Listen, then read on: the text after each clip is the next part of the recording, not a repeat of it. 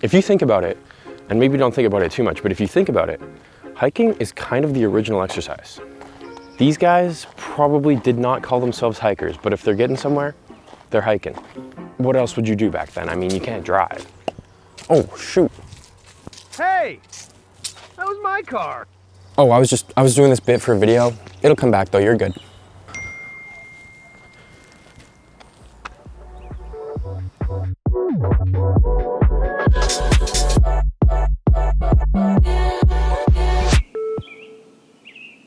Before we set up for the trails, there's a few things that we'll need to have to be prepared for anything. You'll need $200 hiking boots, a backpack that weighs more than you do, bear spray because you never know what you might run into out there. What was that? I'm Bear Grylls. What? Oh, a little bit of shade here from the heat of the sun. That is welcome. I mean, I guess that's actually still pretty helpful, but are you really just gonna sit there? You'll also need Cliff Bars, Cool Mint chocolate, obviously, and a GPS to make sure you get lost.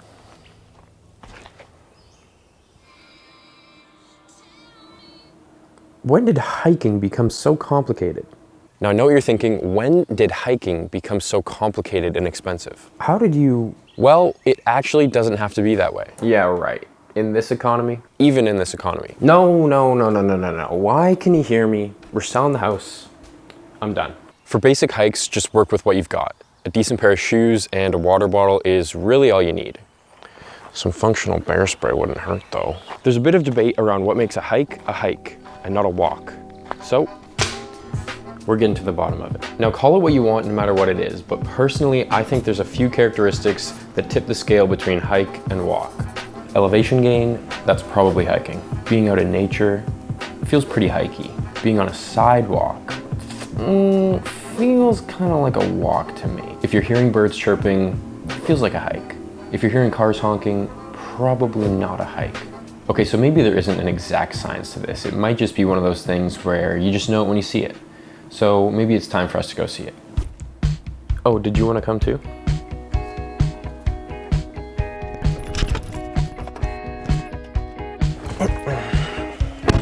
You want to introduce yourself, or you just... Okay.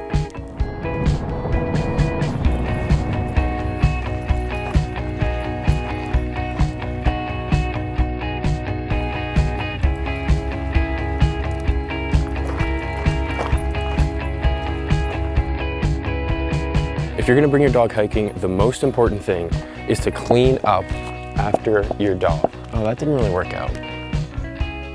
There we go. Oh, right on cue.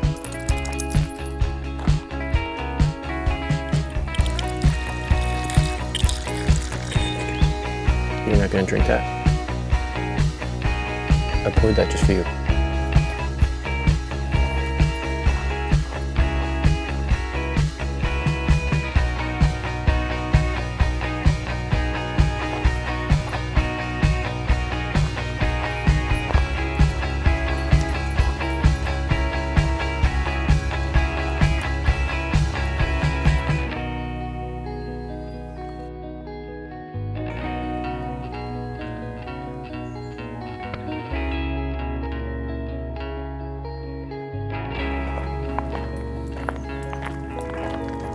Well, that was nice and all, but we still haven't answered the question. Is hiking the best form of exercise? We'll start with fun factor, and I'd say it's pretty fun, but it's definitely not on the level of something like mountain biking, so I'll give it a 4 out of 10. Next is social aspect. Great social activity. Hiking is awesome with friends. The only slight knock I'll give it is that on skinnier trails, it does end up being a bit of a single file situation, which makes it a little tough to talk as a group. So I'll give it a 6 out of 10. As long as you let someone know where you're going, hiking can definitely be done solo, and for some people, it's maybe even more enjoyable solo. If you were hiking in a vacuum, the risk of injury would be super low, but you probably shouldn't do that, and it's really the external factors that you have to worry about for hiking. You never know what you might run into out there, so I'll give it a 4 out of 10.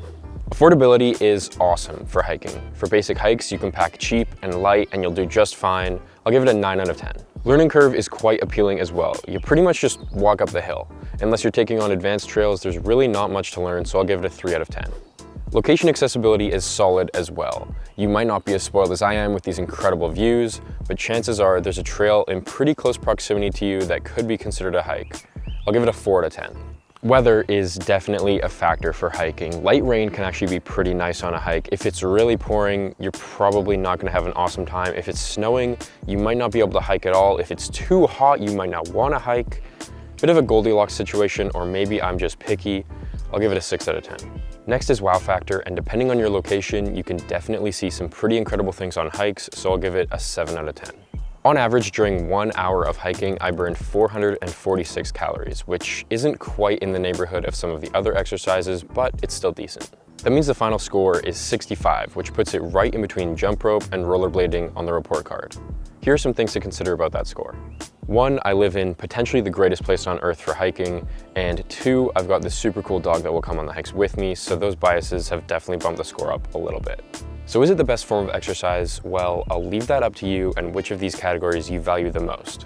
If you disagree with my rating, feel free to make your own copy of the report card and fill it all out for yourself. It's linked in the description. If none of this made any sense at all, you can check out this video that explains the entire gym class series.